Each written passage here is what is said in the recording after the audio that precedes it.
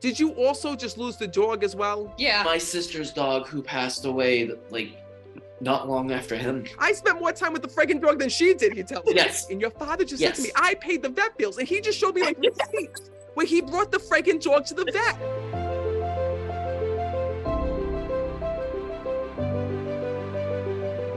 There's a few souls that I'm hearing from, all right? But right away, there's a soul that's coming through to the front of the line that I keep hearing passive and addiction. His dad. Okay. Please know that he's here. Because right away, he kept saying to me, Matt, I have to tell the truth. I have to tell the truth today. And he's coming through because right away, all right, I have to be honest with you.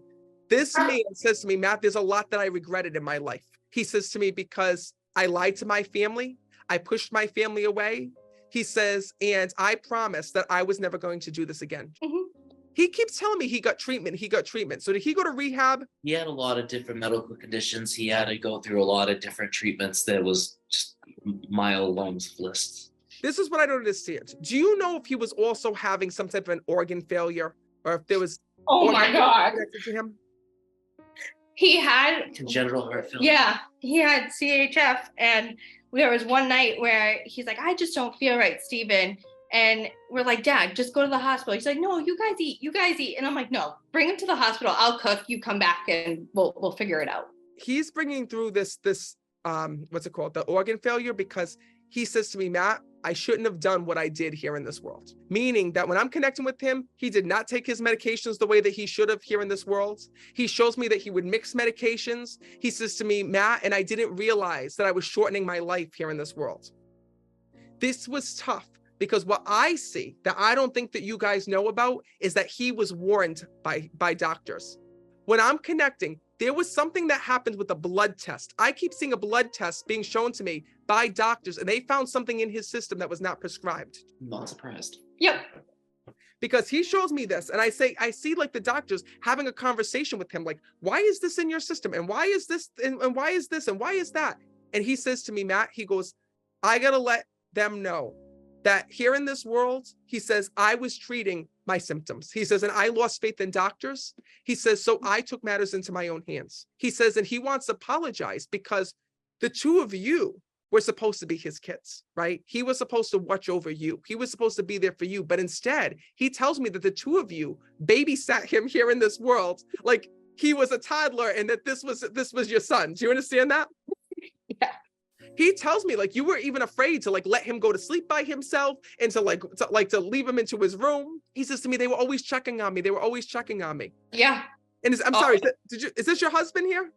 Yes. Yes. Oh, okay. So first of all, please know that even though this is your husband, he's coming to you like you were his daughter, because he says to me that he loved you so, so much. He goes, and Matt, I'm going to tell you something. He goes, because I told my son this. So I don't know if this is when you first started dating or what it was, but he told you he told you, Stephen, like, I like her. And he said to me, you know, even if they didn't get together, even if they didn't get married, I still would have been friends with her. I still would have talked with her. He said to me, he says, Matt, he goes, please know. He says that on the other side, he says, this was my one wish was to see them get married. He tells me that. And he tells me that all he wanted was for you to be with her. He says, that's all I had to know in my life. He says, because I knew that if Stephen was with Christy, he says that I wouldn't have to worry. He says, I knew that they would be able to create a life together, that they would have a long love together. He says, I knew all of these things. And you know what's funny is that he wants to thank you, Christy, for loving him like he was your own dad. Because he tells me that there were times when you would just sit and you would talk with him and you gave him so much attention here in this world, because he's showing me visions of like you going and like even like playing cards with him and different things with him, because he's telling me about the card games that you would play. And he says to me, Matt, he says, she is such a special girl. He says, and I have to tell my son this because, you know, as you know, I'm going to tell you everything. Stephen, I got to tell you, this is a really tough reading to do.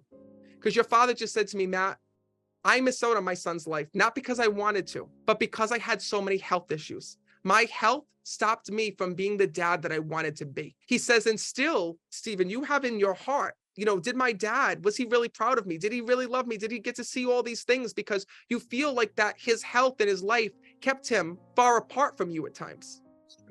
Your dad tells me, I always loved you. You were always my boy, he tells me. And he says to me that at the end of his life, he says, what was so beautiful is to see what he's seeing now. He said, I don't want you to have any regrets. He says, leave the regrets with me. My regrets were having to worry so much about my health, so much about my body, so much about other things that it took time away from you. I took time away from us, and I took time away from our family, he tells me. So we need you to know that. Did you also just lose the dog as well? Ruin? He's telling me there's a dog that's there. Yeah. My sister's dog who passed away like not long after him.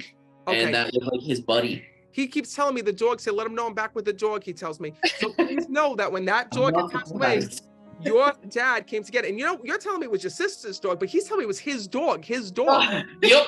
Your father's telling me, he's going to me, he goes, Matt, tell them it's my dog. Because I just heard him saying he babysat the dog. He used to babysit the dog. He lived at the house. My sister didn't even ever take him. Oh, no wonder why, because he's saying to me, I used to babysit. That was my dog. He says, I spent more time with the friggin' dog than she did, he tells me. Yes. Yes. So literally. no, and you know what your father's going to me? Because I'm like, well, sir, I'm like, that doesn't make him your dog. And your father just said to me, I paid the vet bills. And he just showed me like receipts where he brought the friggin' dog to the vet. Yeah. So no, it's his way of acknowledging that that was his dog. And when he died, he had every right to take the dog back. So please let your sister know. He says to me this, he says, Matt, please acknowledge to them that in spirit, he says, I am completely fine. For once in my life, I'm able to smile and not have a single ache or pain. And that's what's so beautiful. He says, so know that every day that goes by, I am there and with them. I am watching over them. And thank you for the love that you gave me. Thank you for the life that you gave me. He says, and know that I will always be there and with you. He says, just keep an eye out for the signs. And he actually comes to you in numbers all the time, he tells me. So if you see numbers, like repeating numbers, like the day he died and things like that, that's his way of letting you know that his soul is there and with you. And he is safe and at peace. Thank you. I really hope that this gave you what you needed to heal.